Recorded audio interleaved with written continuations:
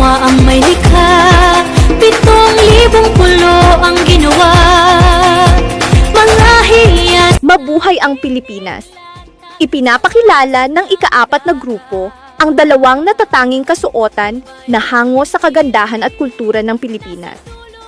Ang unang kasuotan ay isang modern Filipiniana na gawa sa heavy satin na nagbibigay ng makintab at eleganteng anyo.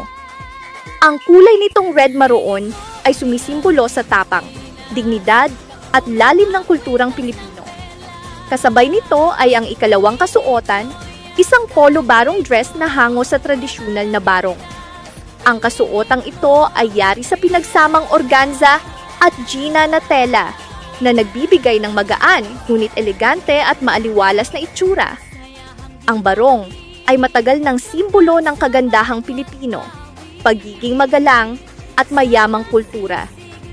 Sa kasuotang ito, binigyan ito ng bagong anyo sa pamamagitan ng pagsasanib ng formal na polo barong at modernong disenyo ng damit.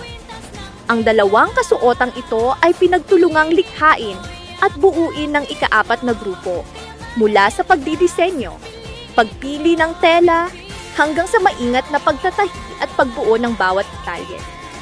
Sa bawat hakbang, ipinapakita hindi lamang ang ganda ng kasuotan, kundi pati na rin ang pagkakaisa, pagkamalikhain, at pagpapahalaga sa kulturang Pilipino. Buong pagmamalaking inihahandog ng ika-4 na grupo ang aming mga likhang kasuotan. Polo barong dress at modern Filipiniana.